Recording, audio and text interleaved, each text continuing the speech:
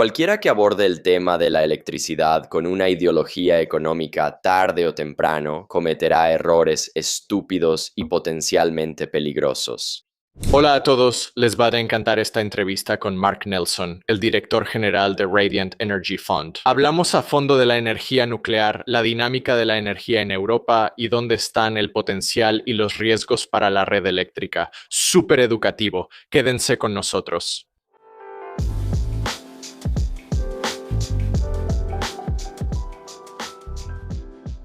La energía nuclear es un gran cono de silencio y secreto, no porque haya cosas vergonzosas que ocultar, sino por miedo al público. Ese es un punto de partida muy interesante, así que tal vez exploremos eso un poco. Intentemos darle a la gente una idea del estado de la energía nuclear, porque yo diría que estás hablando de un cono de silencio. Yo diría que casi como punto de partida no es el tema que está acaparando los titulares. Realmente son los extremos, diría yo, ya sea que la energía eólica y solar sean vistas como la salvación absoluta o, ya sabes, el carbón sucio, los precios del petróleo. Para mí, veo que la energía nuclear tiene mucha menos presencia en la conversación pública, a menos que realmente estés poniendo atención en ese ámbito. Entonces, ¿qué está pasando realmente con la energía nuclear? ¿Dónde está creciendo? ¿Dónde se está cerrando? ¿Dónde hay tendencias a las que debemos prestar atención? Bueno, Aaron Watson, primero que nada, gracias por invitarme a hablar sobre energía nuclear. La energía nuclear es el tema más extraño y más interesante del mundo, en mi opinión, porque va mucho más allá de la información técnica, llega al núcleo más oscuro, sobre lo que significa ser humano, lo que significa vivir en sociedad, lo que significa pensar en la propia muerte o en la muerte del mundo. La energía nuclear es la fuerza más poderosa que tenemos. Y el público entiende esto. Lo que el público está tratando de averiguar por sí mismo es si es más poderosa para el bien o más poderosa para el mal. Y esa es la tensión en el corazón de la energía nuclear. Y creo que debería mencionar algo, un hecho fundamental del que casi todo sobre la energía nuclear termina derivando. Y es esto.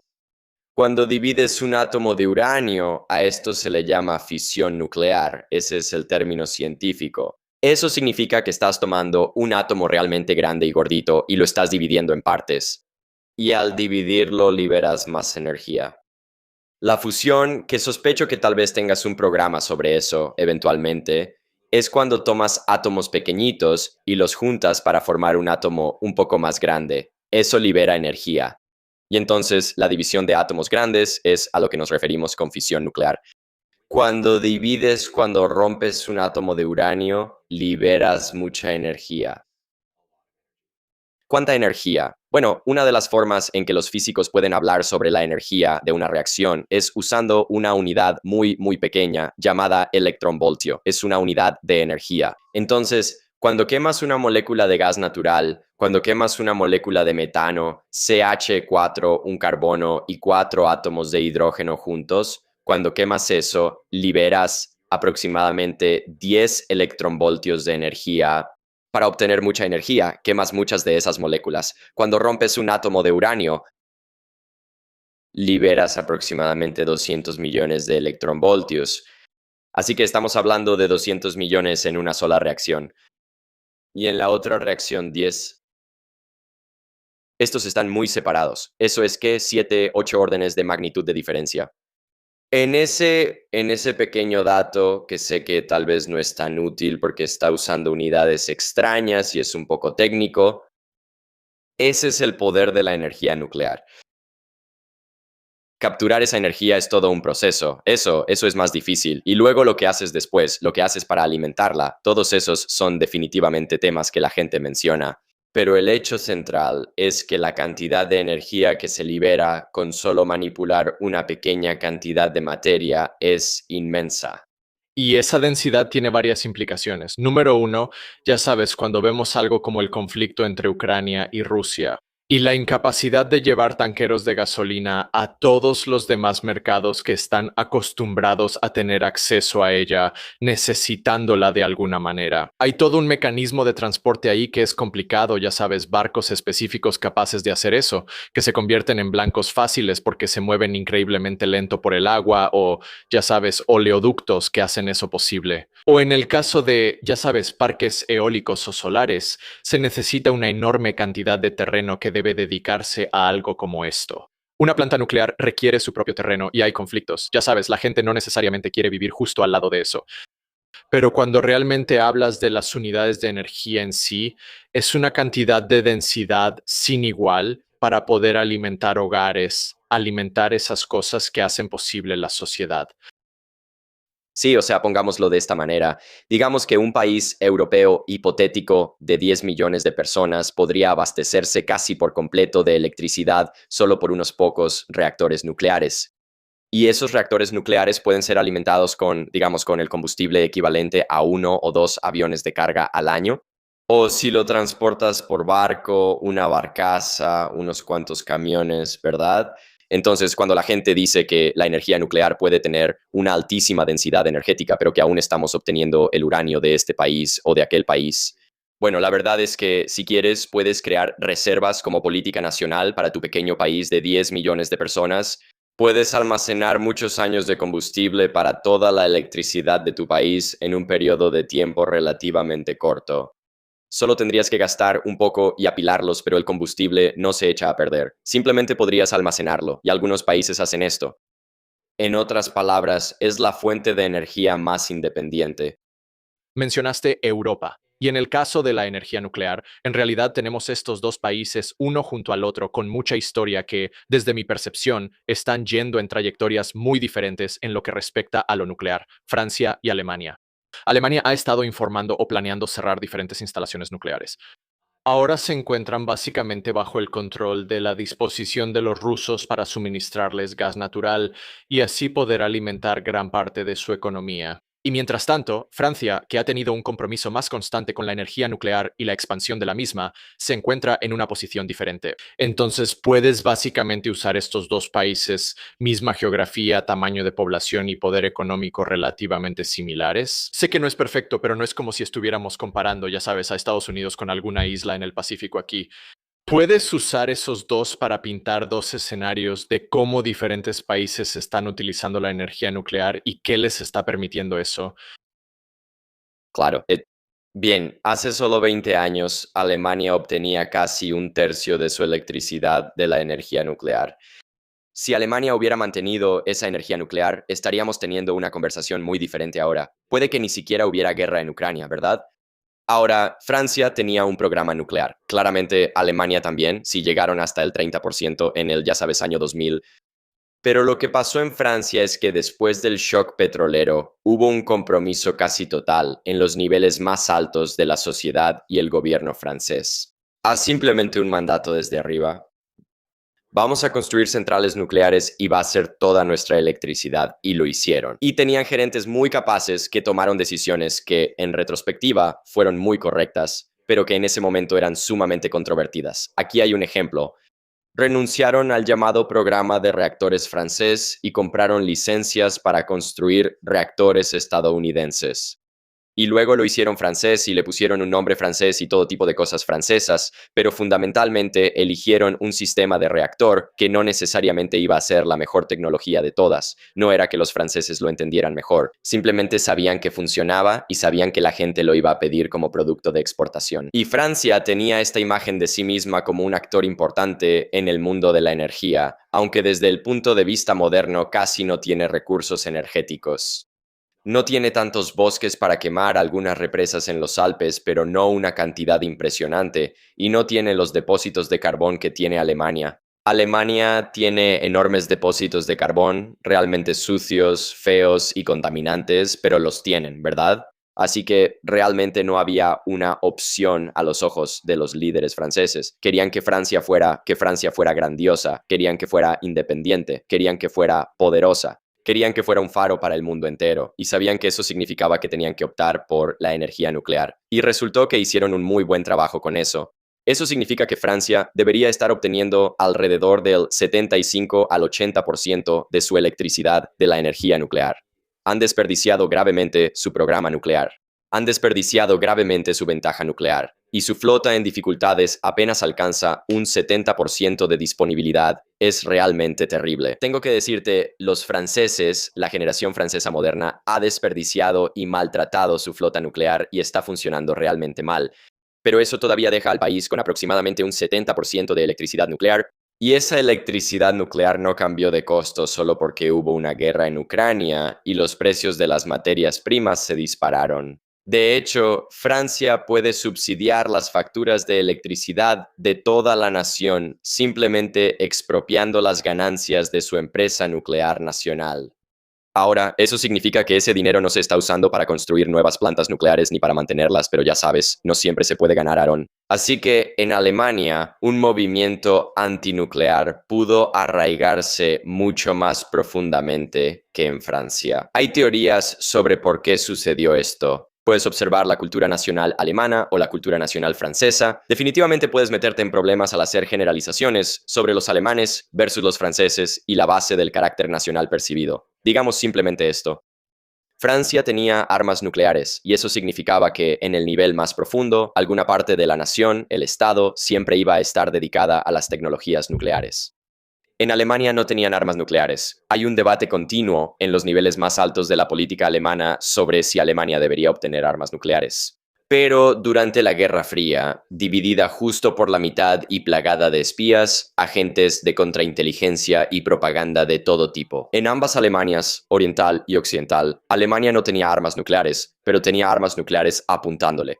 Alemania perdió la Segunda Guerra Mundial, fue humillada y deshonrada ante el mundo, así que Alemania solo pudo reconstruirse de manera pacífica.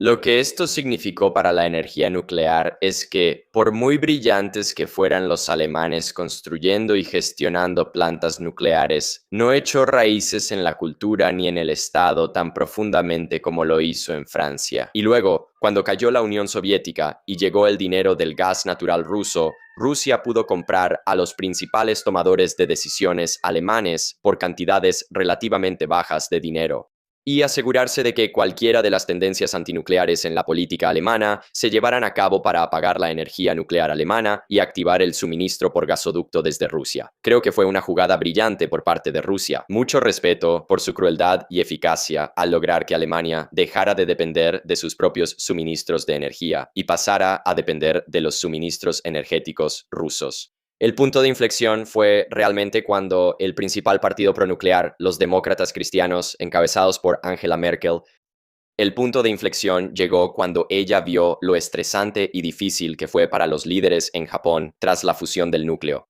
y decidió que eso era suficiente razón para no querer lidiar con ese problema si ocurría algún desastre en Alemania, y decidió acelerar enormemente la salida de la energía nuclear. Y como ella es parte de ese grupo de políticos que está totalmente de acuerdo con depender al 100% si es necesario de combustibles rusos directamente de Rusia, fue algo natural, fue algo natural. Sí, todo eso de las energías renovables, esto y aquello. Ninguna de las personas realmente serias piensa eso en ningún lado, son solo palabras. Lo real es la energía que está disponible bajo demanda y que enciende y alimenta las industrias. Eso va a ser, ya sabes, uranio, gas, carbón o petróleo.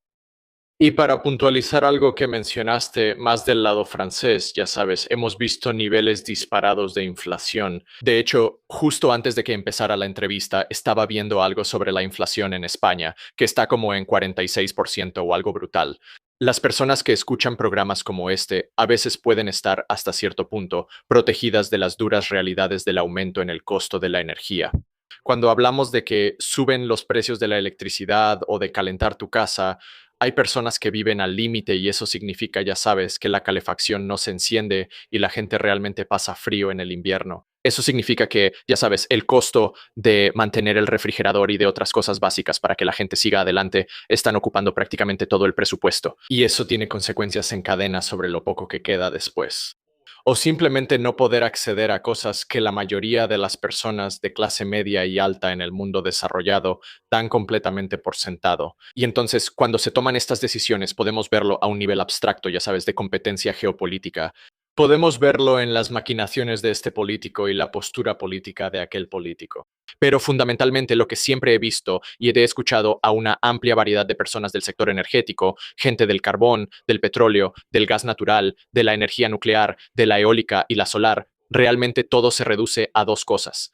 Estamos de una forma u otra reduciendo la cantidad de carbono que se emite a la atmósfera y estamos usando o haciendo que la energía sea accesible para las personas que no tienen la capacidad financiera para soportar grandes fluctuaciones en su precio. Sí, hay mucho que analizar ahí. Primero quiero decir que España seguía la vía francesa de la energía nuclear. Estaban desarrollando la energía nuclear tan rápido e intensamente como Francia, pero con un enfoque mucho menos centralizado, diferentes diseños y diferentes compañías.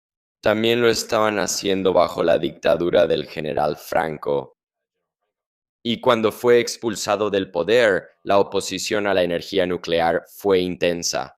Hemos visto esto en muchos lugares donde varios dictadores cayeron a finales de los 80, más o menos al mismo tiempo que Chernóbil. Y muchos movimientos prodemocráticos o populares definieron la energía nuclear como dictadura y deshacerse de la energía nuclear como poder del pueblo. Ahora, eso fue realmente desafortunado, creo que un momento muy desafortunado porque significó que países desde España hasta Filipinas, pasando por Europa del Este, Bulgaria, Chequia, Hungría, Polonia podría haber tenido energía nuclear a estas alturas. Por ejemplo, sin esta asociación de los dictadores odiados o el Estado odiado con la energía nuclear, y nosotros, el pueblo, los demócratas, con votos, con apertura y sin energía nuclear, sin necesariamente decir, ya sabes, que va a reemplazar a la energía nuclear. Así que en España, la energía nuclear se volvió un tema partidista tan intenso que es uno de los pocos lugares donde grupos terroristas separatistas, como parte de su política, secuestraron y ejecutaron a directores de construcción de plantas nucleares. Y ya sabes, hubo una extraña conexión entre el ecologismo y ese tipo de terrorismo.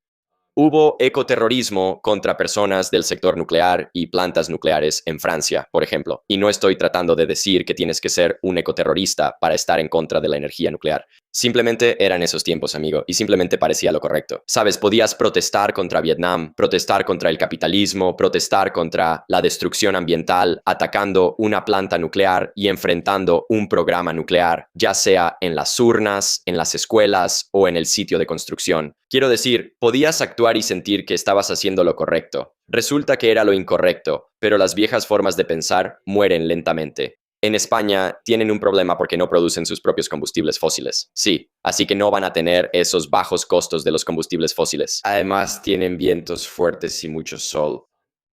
Eso los engañó haciéndoles pensar que eso generaba electricidad barata. No, lo que genera son proyectos baratos, como si una planta solar o un parque eólico pudieran requerir menos equipo para producir más, pero eso no significa que la electricidad sea barata para los consumidores. Es como decir que si alguien te da una oferta increíble en una camioneta porque dicen que consiguieron un excelente precio en el interior, los cojines de los asientos y el volante, como la piel y cosas así, dirías, bueno, eso es increíble. Eso debería ahorrarnos algo de dinero. Pero, ¿cuánto cuesta la camioneta?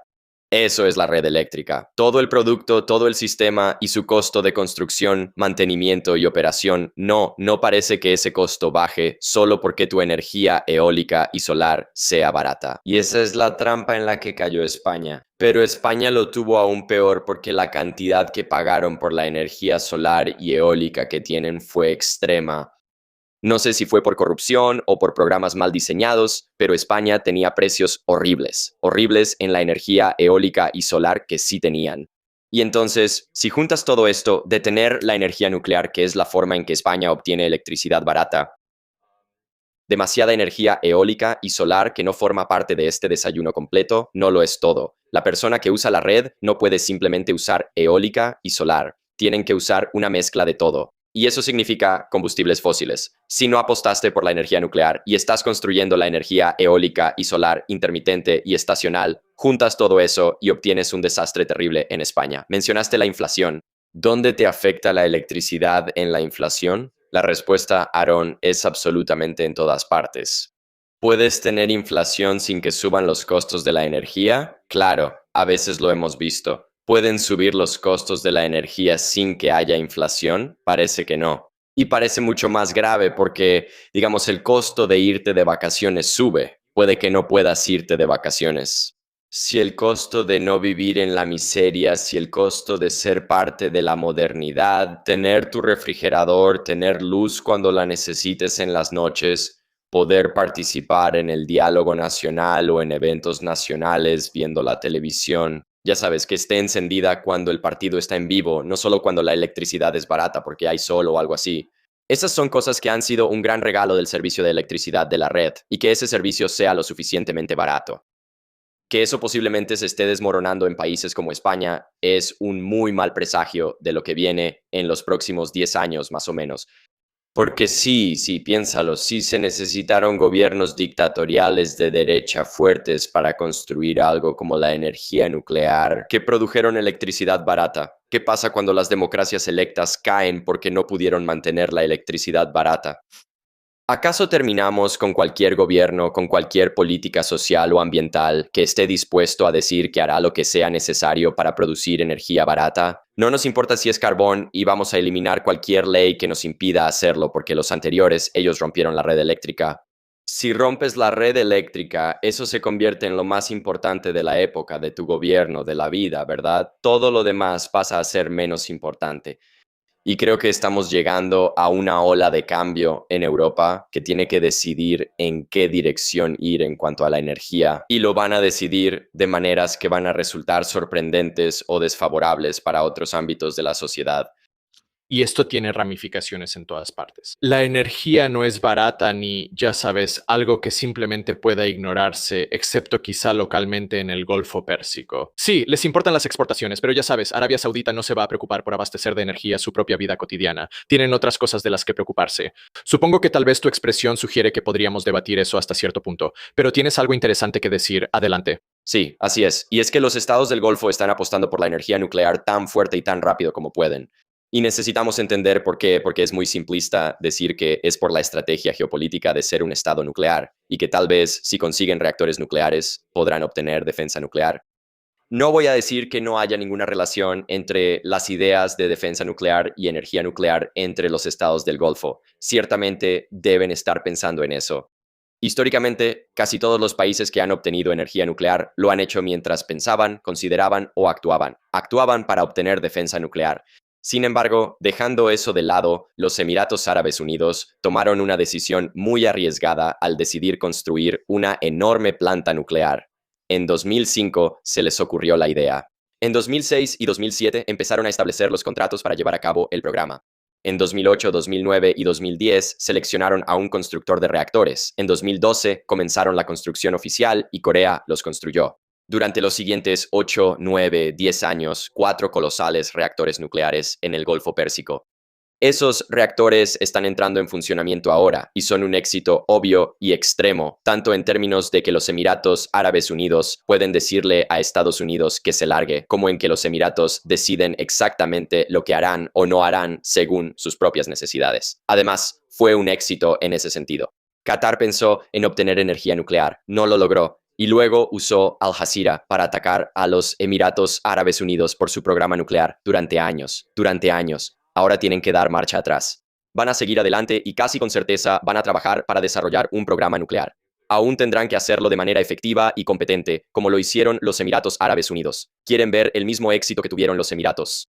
Pero, por ejemplo, Arabia Saudita definitivamente va a desarrollar un programa nuclear y lo van a hacer muy rápidamente. Y van a empezar desde hoy y se moverán tan rápido como puedan y tienen un modelo justo al lado. Y ahora hay toda una industria de personas que pueden trabajar con el árabe y trabajar en lo nuclear, con las culturas y los idiomas, y en los países del Golfo. Y eso es útil para la desalinización del agua y todo tipo de cosas que requieren mucha energía. Pero solo para regresar al tema. Cada barril de petróleo que usas o todo el gas natural que usas en Arabia Saudita es petróleo y gas que no puedes vender a precios mucho más altos en el extranjero. ¿Verdad? Menos existencial, más sobre ganancias. Pero fue una buena aclaración, así que quiero volver a tu historia, Mark. Quiero aclarar para todos qué es básicamente Radiant Energy Fund, o sea, cuál es tu papel en todo esto. Porque ya sabes, en cierto rincón del sector energético hay personas que realmente no quieren hablar de ello. No quieren sinceramente convertirse en un blanco de, ya sabes, las tormentas mediáticas, los cabilderos y las otras armas de este tipo de entorno, por así decirlo.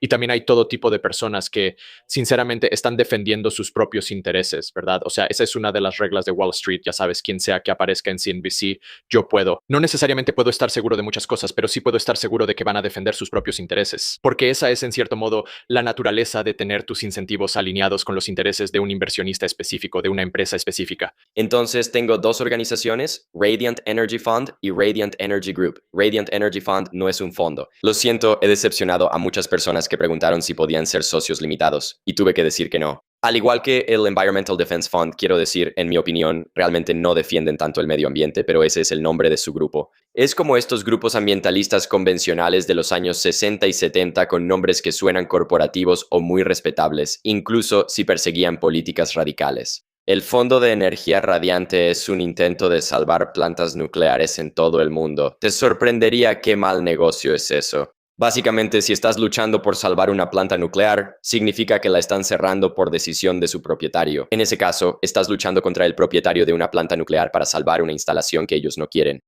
No hay mucha gloria ni fortuna en hacer eso, me temo, Aaron. O estás luchando contra un gobierno, estás luchando contra otras ONG o grupos de interés particular. Es un mundo algo feo. Queremos hablar con cualquier persona de la comunidad que rodea una planta nuclear que quiera salvar esa planta. Buscar maneras de trabajar con ellos, encontrar dónde están siendo efectivos, aprender de ellos, ayudarlos a compartir historias sobre todas las demás plantas nucleares. Hemos luchado para salvar, algunas las hemos salvado, otras las hemos perdido, y es así. Es una organización dedicada a frenar ese mundo que describí en España, donde estamos perdiendo el regalo de la modernidad justo en este momento. Lo necesitamos más que nunca debido a, ya sabes, el cambio climático, las condiciones climáticas cambiantes, la desigualdad cambiante. Si ese es un problema al que la gente culpa de las malas condiciones de los trabajadores pobres. Así que el Radiant Energy Fund es lo que hago con el alma puesta en ello, en lugar de solo tener algo en juego. Es por lo que me levanto cada mañana para luchar, ¿verdad? El Radiant Energy Group es una firma de asesoría, una firma independiente de asesoría y consultoría. Y asesoro a gobiernos, industrias y organizaciones sin fines de lucro sobre energía limpia, electricidad, electrificación, energía nuclear, eólica, solar y combustibles fósiles. Y otra parte de eso en la que me gustaría profundizar un poco más es la naturaleza de nuestras empresas de servicios públicos. Así que estamos acostumbrados a tener estas conversaciones sobre, en un grado extremo, la nacionalización. Este es un mercado o industria completamente, ya sabes, gestionado enteramente por el gobierno. O estas otras industrias que tienden más hacia algo como un mercado libre o libre empresa. Y luego, sinceramente, hay todo tipo de industrias que caen en algún punto intermedio, siendo los servicios públicos uno de los casos más peculiares. ¿Puedes hablar un poco sobre algunos de los mitos comunes o sobre la naturaleza del mercado en sí? Eso es lo que lo hace peculiar y, sinceramente, digno de aclaración para los funcionarios que realmente están tomando estas decisiones de política. Porque puede ser opaco y ellos están manejando otras 18 cosas y necesitan a alguien que les ayude a aportar algo de claridad. Sí, así que acabas de abrir como 5 temas espinosos a la vez y ya están empezando a chocar entre sí por imponerse. Déjame decir esto. Cualquiera que venga con ideología económica al tema de la electricidad eventualmente cometerá errores estúpidos y potencialmente peligrosos. Bien, la electricidad no es como cualquier otra cosa, es una red. Es un sistema que tiene una coordinación física extremadamente precisa a lo largo de miles de millas lineales de distancia y millones de millas cuadradas. Déjame darte un ejemplo. Si conectas una herramienta de monitoreo de electricidad como un voltímetro en el sur de Florida y conectas otro en Ottawa, Canadá, verás la misma forma de onda. Está bien, puede haber pequeñas diferencias en la frecuencia, pero lo que estás viendo fundamentalmente es una sola máquina gigante conectando esos dos extremos para, no sé, 160, 170 o 180 millones de personas en una sola red. y hay diferentes autoridades que se aseguran de que se mantenga en equilibrio en distintas regiones. A veces tienes fallas en cascada donde, ya sabes, una ardilla estornudando en Ohio lleva a una. Algo que sucede y se conecta con otra cosa mala y otra cosa mala y otra cosa mala y otra cosa mala, y de repente decenas de millones de personas se quedan sin electricidad. La última vez que algo realmente grande como eso sucedió en la red eléctrica del este que estoy describiendo en nuestro ejemplo aquí fue en, creo, 2003, y la caída de una rama de árbol en Ohio provocó la desconexión de una planta nuclear, lo que llevó a sobrecargar los sistemas de energía de respaldo en toda esta enorme área, y se han introducido muchos cambios. Así que la razón por la que estoy describiendo algunas de esas peculiaridades físicas de la red es porque no es como otros sistemas, y tratar de regularla como si fuera este tipo de empresa, pero en realidad es la red eléctrica. Eventualmente falla. Decir que mis principios de libre mercado dicen que deberíamos hacer X, eso fallará. Decir, creo en el poder del Estado. Por lo tanto, lo único que impide obtener la combinación de energía que quiero es que el Estado no ha tomado suficiente poder. Eso también está mal. Así que hay mucha gente obsesionada con el poder público en Nueva York y ni siquiera se dieron cuenta cuando se cerró la mayor fuente individual de energía del Estado, la planta nuclear Indian Point. Y luego las facturas de todos se dispararon, y si se hubiera cumplido su deseo y todo estuviera administrado por el Estado, entonces el Estado habría recibido toda la culpa por ello. En fin, podría seguir y seguir. Casi todas las personas que tienen algo en contra y no entienden la electricidad van a fracasar o causar problemas si alguna vez llegan a una posición de poder o influencia. Así que muy en términos generales lo que pasó fue que durante unos 100 años la electricidad fue inventada por empresarios privados. Pequeños sistemas improvisados surgían principalmente en las ciudades. Primero empezaron a expandirse y a conectarse entre sí. La política demócrata del New Deal obligó a las compañías eléctricas a conectar a los consumidores rurales. Eso terminó funcionando mucho mejor de lo que los economistas o las compañías eléctricas jamás imaginaron. Porque resulta que cuando electrificas una granja, encuentran 100 cosas increíbles para hacer con la electricidad. Y a medida que el sistema crecía, se volvía más barato por unidad de energía para todos.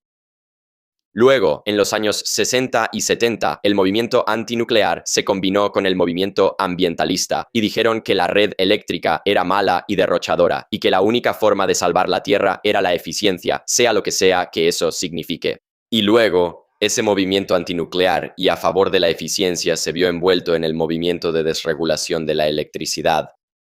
Entonces, en la electricidad, ¿de qué hablamos cuando hablamos de regulación y desregulación? Bueno, estas compañías de servicios públicos que se estaban haciendo cada vez más grandes y empezaban a conectarse, llevaron a un tipo de gobernanza completamente diferente, donde a cambio de que el Estado, ya sea un Estado o el país, acepte la realidad física de que una red eléctrica es un monopolio físico, no deberías tener como 3 compañías diferentes compitiendo para poner sus propias líneas eléctricas por el aire para su propio servicio eléctrico. Eso es completamente absurdo. Todo el mundo siempre lo ha sabido.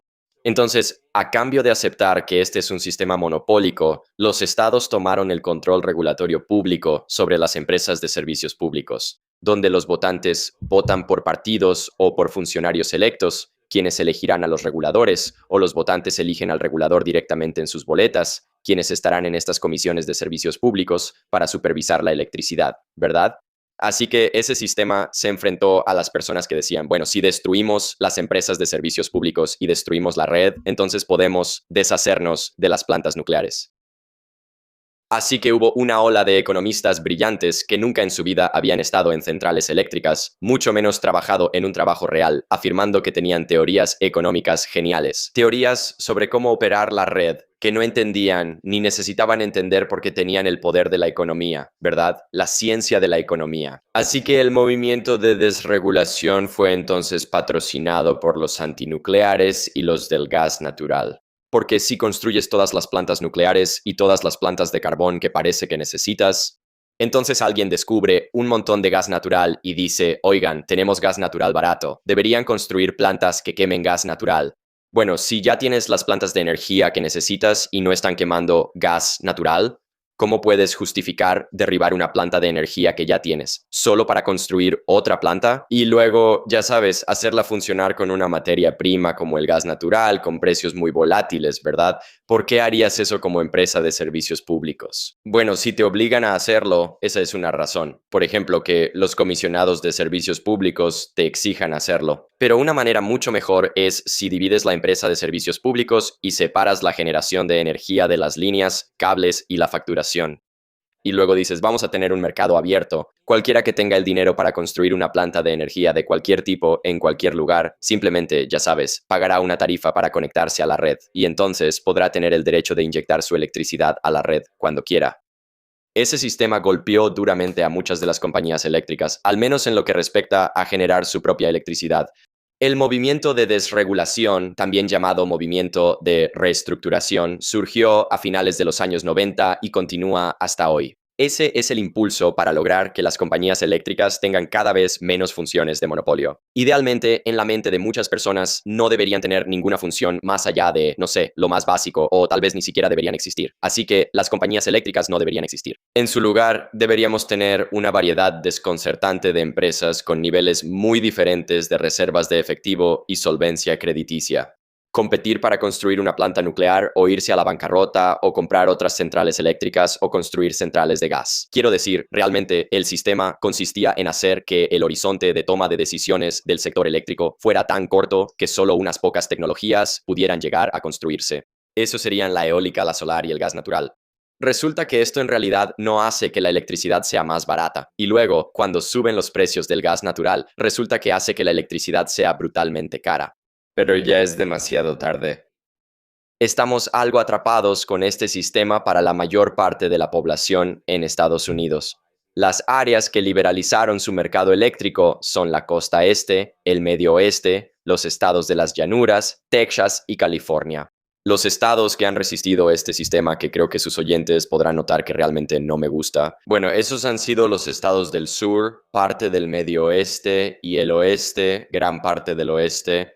Así que esos son estados donde todavía una comisión de servicios públicos supervisa y regula las acciones de las grandes empresas eléctricas y dice, no, no nos gusta este plan, presenten un nuevo plan. La empresa eléctrica presenta un nuevo plan. El regulador dice, está bien, te dejaremos hacer el 70% de ese plan. Puedes cobrarles a tus clientes, nuestros votantes, puedes cobrarles a tus clientes y pagar las mejoras que necesites a medida que avanzas. Así que eso es, creo que es una cantidad inmensa. Ya sabes, podríamos haber tenido 10 programas diferentes sobre cualquiera de esas frases que dije y no se nos acabaría el material. Pero en términos generales, la electricidad es lo suficientemente complicada como para que pueda ser dañada y destruida políticamente detrás de escena, y nadie se dará cuenta hasta que su recibo de luz empiece a dispararse. Ese es el mundo en el que vivimos hoy. Además, la energía nuclear termina generando electricidad muy barata. Hace que el sistema eléctrico sea barato, pero es caro de construir.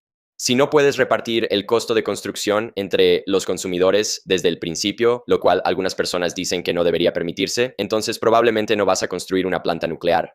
Y vamos a quedarnos atascados con las tecnologías, sean baratas o caras, que se ajusten al financiamiento disponible. Y en ese caso, en Estados Unidos es principalmente gas, energía eólica y energía solar, que combinados producen electricidad extremadamente cara cuando suben los precios del gas. Poderoso. Quiero ser respetuoso con tu tiempo aquí y tratar de ir cerrando. Pero básicamente lo que estás diciendo aquí, también lo escuchamos de la doctora Rita Barón Wall en nuestra última entrevista sobre energía nuclear, que es algo que para mí he trabajado mucho para entrenarme a cambiar la estructura de incentivos. Así que prefiero soportar el dolor a corto plazo para obtener beneficios a largo plazo. Pero sinceramente es lo más difícil de vender, especialmente como político, ya sabes, convencer a los electores cuando es como, oye, puedo traer energía barata. Bueno, oye, puedo traer energía más cara a corto plazo ahora mismo, pero a la larga va a ser genial. Esa siempre es lo más difícil de vender para cualquiera. Así que creo que por eso me pongo más atento cuando aprendo más sobre este tema. Y antes de que terminemos con nuestras preguntas finales habituales, quería ver si había, ya sabes, notas de optimismo, notas de esperanza en general, que creas que puedan empezar a revertir esta tendencia en lo que respecta a crear energía más asequible para la gente, pero también contribuyendo a estos objetivos que muchas personas tienen de descarbonizar la economía y hacer las cosas un poco mejores. Claro, aquí están las notas de esperanza. A los jóvenes les gusta la energía nuclear desde el momento en que escuchan sobre ella y siguen gustándoles. Las personas mayores a menudo están en contra de la energía nuclear, pero pueden cambiar de opinión. Casi nadie se está alejando de la energía nuclear. Casi toda la tendencia sobre la energía nuclear en todo el mundo es que se está volviendo más popular y a más personas les está gustando. La energía nuclear le da esperanza a la gente porque una vez que funciona, lo hace extremadamente bien y durante periodos de tiempo muy largos. Creo que algunas personas están un poco nerviosas. Estamos dejando un mal legado con los desechos nucleares, pero luego cualquiera que tenga la oportunidad de visitar una instalación de desechos nucleares nunca volverá a pensar eso. Es el ejemplo definitivo de una imagen o frase aterradora que persigue la mente de las personas y que desaparece en el momento en que ves una instalación de desechos nucleares. Estás completamente tranquilo. Hay una absolutamente hermosa en los Países Bajos que recomiendo que la gente vaya a ver porque la construyeron para hacer recorridos. Construyeron un museo adentro, tienen una cafetería. Quiero decir, está diseñada para que el público vea sus propios desechos nucleares altamente radiactivos y pueda interactuar con ellos de manera segura. Así les ayuda a darse cuenta de que la energía nuclear es una solución permanente, no una solución temporal. Es una solución permanente. Así que creo que la gente puede encontrar en la energía nuclear una vía para canalizar el optimismo que ve en la buena ciencia ficción. Cuando escuchan cosas como que la energía nuclear es un problema porque es cara y no la podemos construir bien, piensan, bueno, ¿y si la construimos bien, no? Es como si alguien te dijera, no te intereses en el espacio, los cohetes son caros, así que tu respuesta podría ser, bueno, hagamos los cohetes baratos, no voy a renunciar al espacio. Y en el caso de la energía nuclear, no vamos a renunciar a vivir bien. No estamos diciendo que porque muchas de las formas en que generamos energía puedan estar limitadas por el combustible en la corteza terrestre, debamos rendirnos. No, no, no.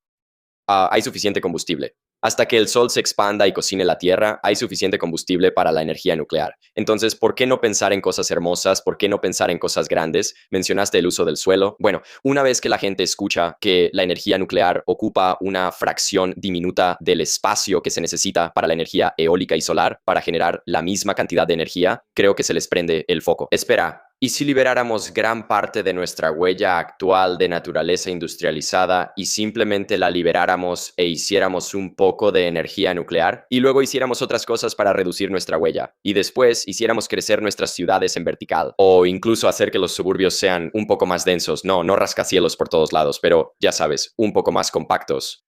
Esos son el tipo de sueños que combinan perfectamente con la energía nuclear, casi como una tecnología milagrosa. Y creo que el optimismo que puedo compartir con tu audiencia es que mucha más gente está descubriendo eso. Sí, como el 40% creo que es, de la electricidad en Pensilvania proviene de unas cuantas plantas nucleares antiguas. Y estamos descubriendo que las plantas nucleares que son antiguas, en realidad no son antiguas.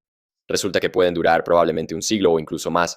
Es decir, si construyes bien hoy, has creado una solución hermosa para el medio ambiente y para la sociedad a muy largo plazo. Así que cualquiera que tenga el deseo de construir para el futuro puede sentirse atraído por la energía nuclear, y está sucediendo rápidamente.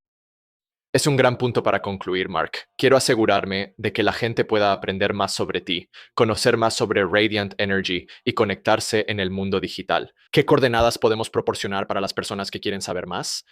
La mejor manera de contactarme es en Twitter como Energy Bands. Eso es Energy BANTS. Es una broma británica, no te preocupes por eso. De todos modos, mis mensajes directos siempre están abiertos. Cualquiera puede contactarme ahí. También pueden contactarme en mark@radiantenergyfund.org. Perfecto. Vamos a poner todo eso en las notas del programa para que la gente lo pueda revisar en goingdeepwiththere.com podcast o en la aplicación donde probablemente estén escuchando esto, que es el lugar más fácil para encontrar todos los enlaces para conectar con Mark. Pero antes de despedirnos, Mark, terminamos cada episodio con un reto personal para la audiencia. Esta es una oportunidad para terminar con una nota de acción y hablar directamente a los oyentes de todo tipo de contextos sobre algo concreto que puedan hacer en el próximo día, semana o mes. Eso, ya sabes, podría estar relacionado con lo nuclear. También podría estar relacionado con el desarrollo personal o profesional de una forma u otra. Así que antes de dejarte ir, me gustaría darte el micrófono una última vez para que lances un reto concreto a la audiencia. Donde quiera que estés, busca en Google si tu estado, tu país o tu región tienen energía nuclear. Si es así, ¿qué tipo de energía nuclear tienen? ¿Está en peligro de cierre? Y si no la tienen, ¿por qué no? Y luego involúcrate, ya sea contactándome a mí, participando en Twitter o buscando cualquier organización pronuclear en tu área. Un número sorprendentemente pequeño de personas destruyó las perspectivas de la energía nuclear en la generación pasada. Un número sorprendentemente pequeño de personas va a poder salvar la energía nuclear en nuestra época. La cosa más importante que puedes hacer para combatir el cambio climático mientras aseguras un futuro para la vida moderna es salvar una planta nuclear cercana o lograr que se construya una. Y eso está sucediendo ahora. En cuanto a los responsables de tomar decisiones sobre esto, ya hablaste un poco sobre estas comisiones de servicios públicos y estoy seguro de que es diferente de muchas maneras según el lugar. Pero esto, ¿hasta qué punto es un asunto estatal, federal o incluso un tema que llega hasta las subregiones más pequeñas? En cuanto a quiénes son los responsables de tomar decisiones, o básicamente si es una red que involucra a todos ellos. Depende. Por ejemplo, en California, un pequeño grupo de personas decidió que querían eliminar todas las plantas nucleares y actuaron tras bambalinas para lograrlo, tanto de manera legal como ilegal. Por ejemplo, el actual gobernador de California organizó la eliminación de la última planta nuclear del estado porque pensó que necesitaría esa medida en 2016 para ser elegido. Realmente no le importa la energía nuclear, de una forma u otra. Para él, el mundo es un juego, el mundo es un juguete, las vidas de las personas son solo un juguete para él. Entonces, Gavin Newsom organizó el cierre de Diablo Canyon para 2024 o 2025, así que gran parte de la acción en California consiste en exponer ese esfuerzo, ya sea sacándolo del cargo o ejerciendo suficiente presión sobre él para que decida que es más ventajoso para sus ambiciones presidenciales salvar Diablo que cerrarlo. Ese es un caso especial porque la planta es rentable en el entorno de altos costos de energía de California. Para una planta nuclear como Palisades en Michigan que está programada para cerrar en un mes, el problema tiene más que ver con que el dueño de la planta simplemente está como. Probablemente hay diferentes palabras que puedes usar. Simplemente no operaron, no eligieron buenas plantas nucleares para comprar, no las operaron bien. Y ahora que la Casa Blanca quiere salvar esa planta nuclear, apenas están interesados en trabajar. Ellos simplemente, dicen que si alguien les presenta una oferta de negocio para esa planta de energía, la considerarían. Pero si no, vamos a perder una cantidad colosal de electricidad suficiente para 2 millones de personas aquí en en unos días, en un momento en el que tenemos escasez de casi todas las fuentes de energía, ¿verdad? Así que es completamente absurdo. Cuanta más atención pública haya sobre eso, mejor. Cuanta más exposición pública y presión sobre el dueño de la planta, mejor. Y cuanto más apoyo reciban el gobernador y la Casa Blanca para salvar esa planta nuclear ahora mismo, mejor. Y por supuesto, si alguien está interesado en comprar activos en dificultades y operarlos para obtener una buena ganancia durante las próximas décadas, eso también es algo excelente a considerar. Obviamente los mineros de Bitcoin deben estar muy atentos a ese tipo de oportunidades. Así es. Bueno, Mark, esto ha sido muy educativo y tengo la esperanza de que podamos hacerlo de nuevo en algún momento en el futuro y seguir ampliando nuestros conocimientos. Muchas gracias por compartir tu tiempo con nosotros. Por supuesto, Aaron Watson, mis mejores deseos. Acabamos de profundizar con Mark Nelson. Espero que andes por ahí, que tengas un día fantástico. Oye, gracias por ver hasta el final mi entrevista con Mark. Si te gustó, hay dos excelentes entrevistas que también deberías ver en este canal. La primera es con la doctora Rita Berenwald. Ella trabajó anteriormente en el Departamento de Energía del Gobierno de Estados Unidos, enfocándose en energía nuclear. También deberías ver nuestra conversación pasada con Doomberg, quien profundiza un poco más en las implicaciones de la escasez de energía o el aumento de los precios de la energía y el estrés que eso podría causar a personas en todo el mundo. Échales un vistazo.